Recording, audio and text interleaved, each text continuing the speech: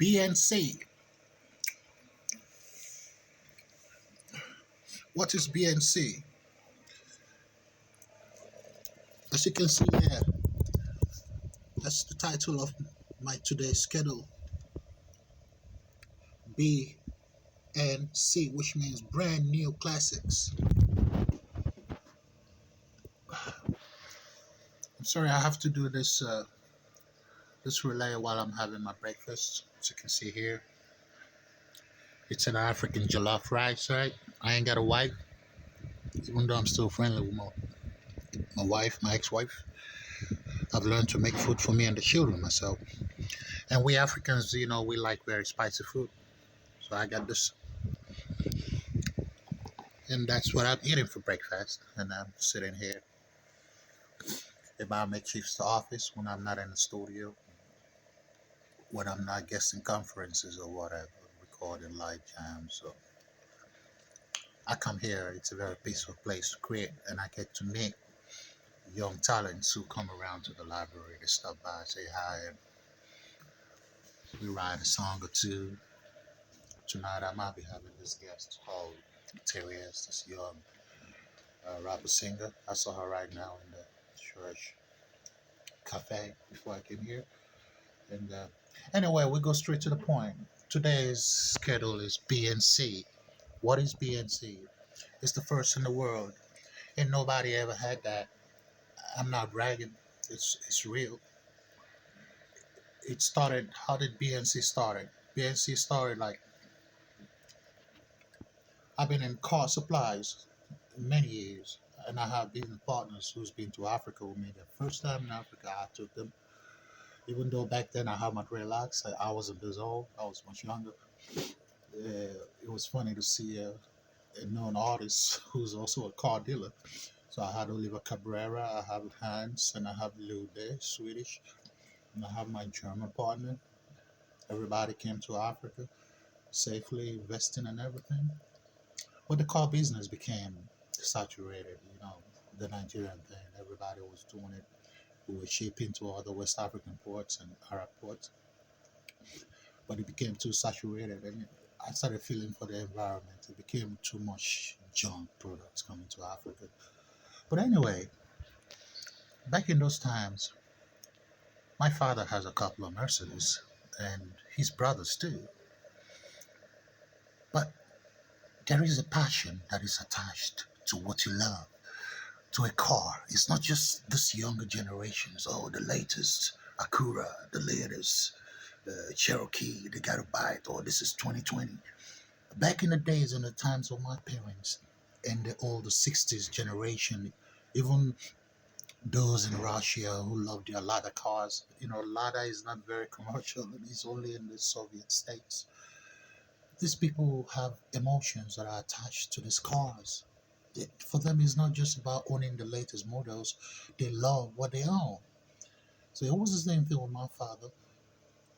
He wanted a brand new, almost brand new engine for his Mercedes, which is an 84 model. And this was back in 1996, shortly before he passed away. May his soul rest in peace. He ordered me to go to our German source and try to get him an engine because he wanted to change his car engine, and he didn't want to sell his car. He wanted to keep his two Mercedeses, and he wants as good engine as possible, as new as possible. So I went in the market when I went to Germany for the exports to Guinea or Arab ports or Nigeria. I looked, I went with my partner, and he said, all the engines we have, they have run a lot of kilometers. In the engines, when it runs, the speedometer counts how many miles it's gone. And it's going to be hard to get what your father wants, an almost new engine. Why don't you just buy your father a car? It's easier for us to find a, a newer Mercedes from that model, 1984. Or was it 82 my father had? And this is over 10 years later. So my German partner said, let's buy him a car, a brand new Mercedes. I said, my father doesn't want a brand new Mercedes. He's so attached emotionally to his two Mercedeses, and he wants to keep them. And one of them, the engine is giving problem because it's run a lot of mileage, and he wants me to get a younger engine that is new, even though it's 84, but fresher than his. Because sometimes a lot of these old people, they have cars, they don't use them so often, so you can still find a brand new vehicle that is 20 years old and it's like hardly used. My father drives around a lot. He lived abroad a lot, so he's a moving guy. So his cars can run a lot of miles. But anyway, that's how the idea came. I went through the German market when I was in Frankfurt, Dusseldorf, Hamburg, Berlin. I just couldn't find a young engine from that generation, 82 to 84 Mercedes 200 to 30 models. It was then I realized. So what I did actually was I bought my father a Mercedes Benz. I surprised him. I shipped it because my father also likes the wagon.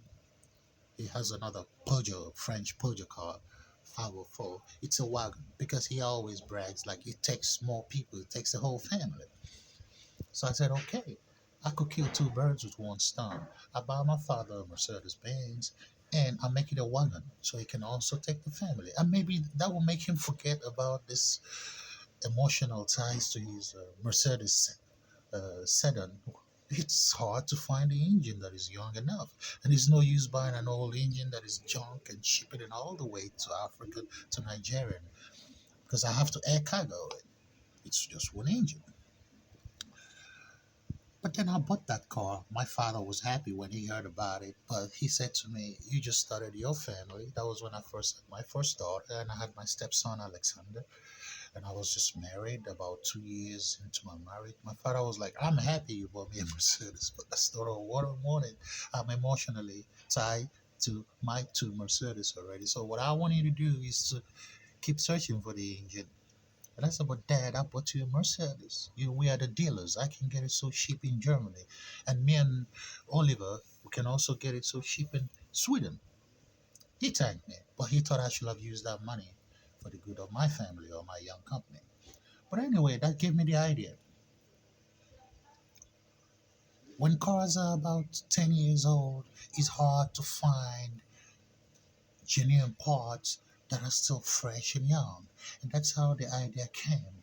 I went to the company and I said, Daimler, you're gonna build me. This car is out of your stocks. You don't make them anymore. You made them in the 1980. But my father is still in love with this car. And I want to, that was before I shipped the one I shipped to him, the green military colored Mercedes I bought for him. That was before people could use whatever color they liked in that country. So I went to this company and said, this gives me an idea. My suppliers still want your car that was made back in the 1980. You don't make them anymore. This is almost 20 years later. This was 97, almost 17 years later since you made that model. So it's out of your stocks. Even the molding blocks that you use to mold these vehicles, you don't keep them anymore. I want to buy these molds. And they said to me, what are you going to do with them? We've taken them out of the factory. That model doesn't gäller längre. Det var 80 modellen när vi byggde din pappas modell. It was 80 in the 80s I built your father's model. We don't have in the factory, we got new molding machines for the assembly plants or whatever, making this car engines and panels. So I said, did you throw them away? Bring them back. I will buy. And they were like, who's this African man lives in Sweden? An old car line production we had in 1980. And we sold those models. It sold a lot. And now we took away the molding machines. I think was it 86 or 88. And all the way in the end of the 90s, going to 2000s, 1997, 98. He wants these molds. He wants to have a space. And he wants us to produce him a car, which we produced in 1980. And that when I said, I have an idea, and the idea is going to be called Brand New Classics. There are still people demanding for those cars that you made in 1980, but they will like them in top form. And it's hard to get engines in top form. So I want to keep producing it, even though it's not profitable for you people anymore. I want to keep producing it and selling it in my market because that car is appreciated in my market. And people, all people still wants to have that old model that they had. So the guys got it. This is just one of the projects I lined up, which I never finished, which I was going to go back to Hamburg and continue. But it came on cue now. So brand new classics. It's all about an old car, which is still a hot cake. People will still be happy to buy a, a car from their time when they were younger, and they can still buy it brand new as if it was back then. So brand new classics will have me bringing back even Hitler's Volkswagen when I'm in Germany. We're gonna bring back, the original Volkswagen from the 60s and 70s. Other people buy old cars or old lines, productions. What I'm gonna buy is I'll buy old molds, factory molds of all these old cars, and I will get them reproduced. So it's old model. It's a classic, but it's all brand new parts. So that's what brand new classics is all about. So if you love the Mercedes that is made in 1980, I can manufacture it for you brand new. And you don't have to custom order it. It will be at the price of mass production. So I can still make a mass, but not as mass production like it was when it was released in the 80s. It will be mass productions for a few who like that car. So in my showroom, you can come there and still see a brand new Mercedes 200. And this long one, they used to call that Shagari model that my father bought for my uncle. We bought that together in Ikeja. A German friend of mine called Judek.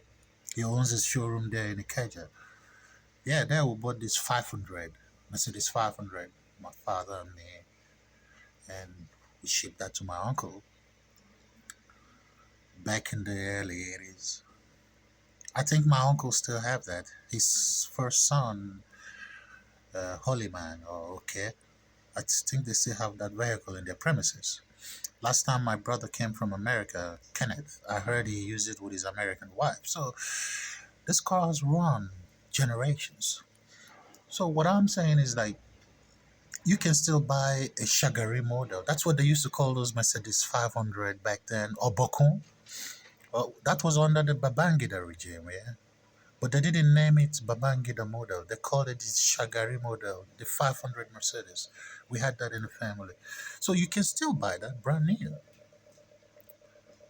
And that's what this project is out for. And this is what I'm working on now. That I can still sell you a brand new classic, which means a brand new old car. You could still buy a Peugeot 504 brand new today. You could buy a Peugeot 404 that was popular when I was born in 1971. My father had that too, I remember. 404. I had another uncle called Rafael D.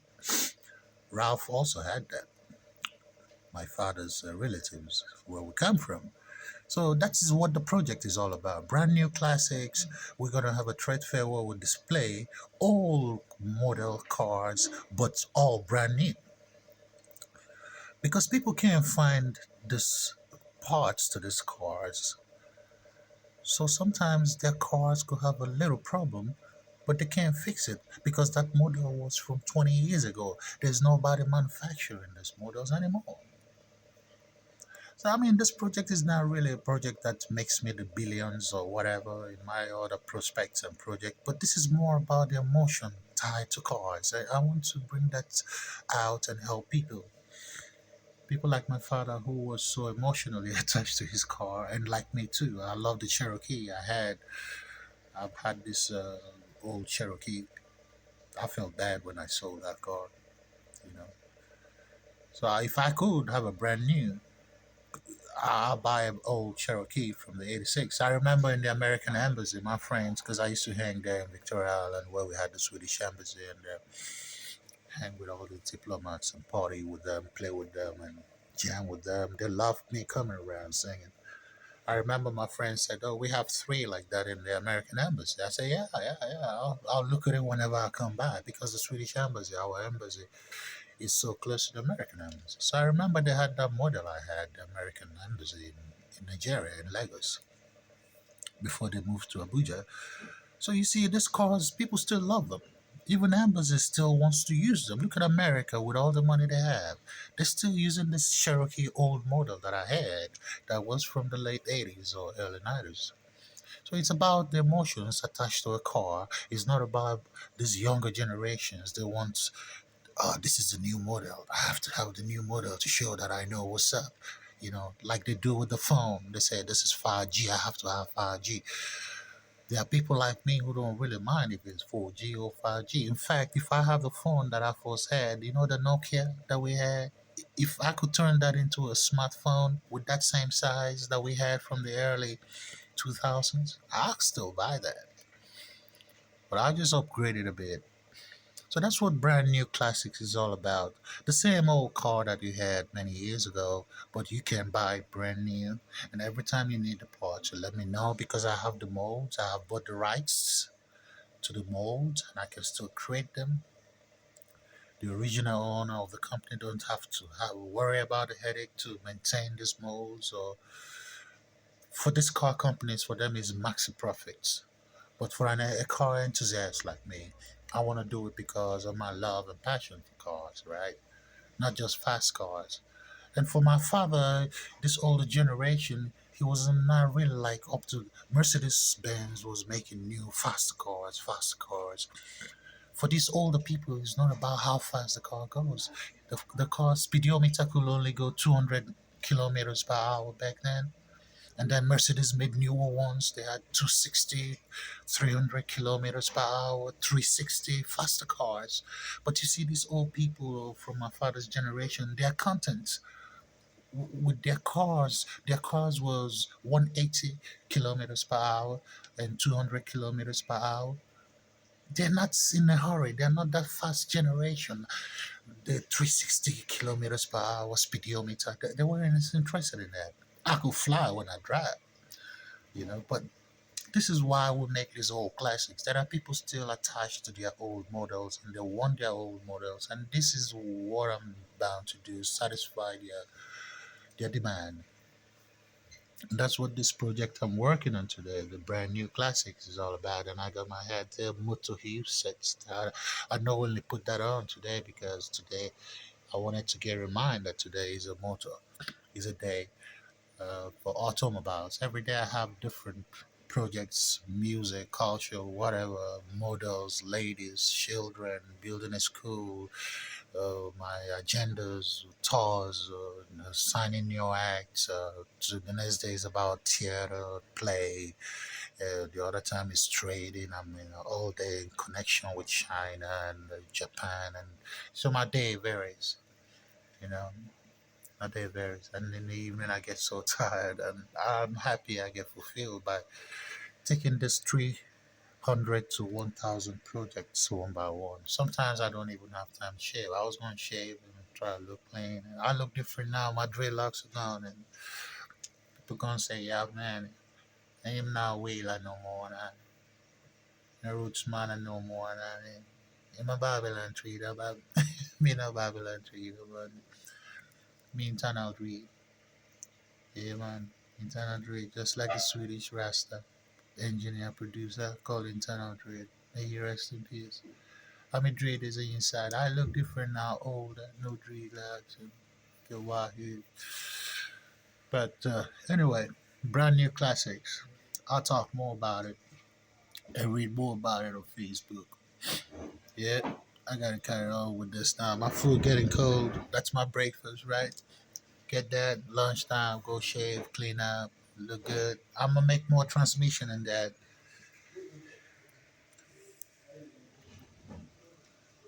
We signing out on 6, 5, 4, 3, 2, 1. Over and out. The Grand Mystic in my day job. Nordic salesman, just waking up. Uh, I love y'all.